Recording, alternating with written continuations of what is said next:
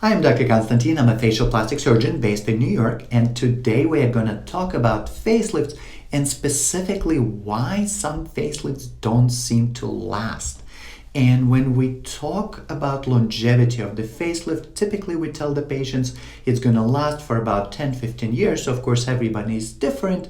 And we all know the situations when this facelift seem to last forever, but then there are others where it seemed to go away. The results seem to go away fairly quickly. There are all those people on the internet complaining that it's been barely a year after the facelift and it's almost completely gone. So what's going on? What determines why some facelifts last and some may not last quite as long as you would expect?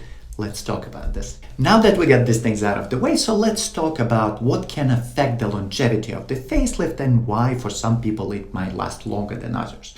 Well, number one, of course, is a lifestyle. So if you live a healthy lifestyle, you can expect the facelift last longer. On the other hand, if you're not exercising regularly, your diet is poor, and you have those weight fluctuations when you gain weight, lose weight, definitely there is a possibility that the facelift is not going to last as long and you are going to experience a sagging earlier than somebody with a better lifestyle. Number two is the tissue quality. So what do I mean by that? The biggest problem that we used to have was people who were smoking, their skin was not as healthy, the blood supply was not as good, so definitely the facelift did not last quite as long for them. But now, of course, very few people smoke, so we can put this out of the way.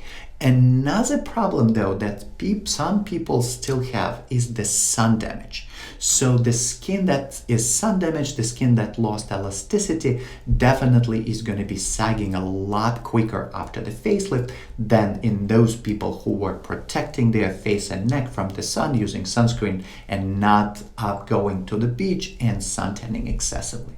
Number four, and this is of course the type of the facelift that you got. There's no good or bad type of facelift, but they accomplishing different things. If you got mini facelift, for example, and your goal was just remove those early gels and not do anything with the cheeks or the neck, then of course you are going to see some sagging in those other areas that were not addressed by your facelift a little bit sooner. And if you have something like a deep plane facelift which released all the ligaments and elevated the entire neck and the face, you would be expecting this type of facelift last longer than a mini facelift.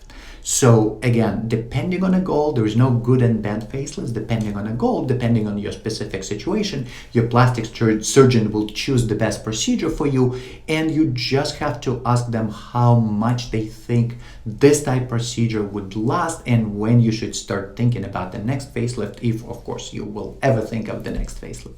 We talked about 4 things that would affect the longevity of your facelift, but let me just give you a little bit of a bonus track here and talk about my personal experience in my practice. And I've been in practice for 15 years and I've done over 3,000 facelifts.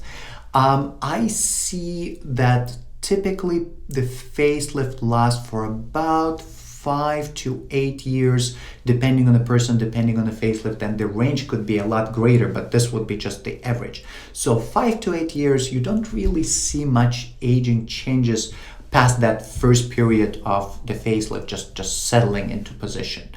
After that period of time, the face starts aging again, and some people choose to get another procedure after that period of time. Others choose to wait. This becomes a personal choice. There's really no specific recommendations we make, but I would say on average for the facelift that's a little bit more extensive, like a deep plane facelift, one should expect 5 to 8 years, very minimal aging changes, and after that the aging starts accelerating, and at some point it will catch up and get to the point where it's almost the same as it was before the surgery.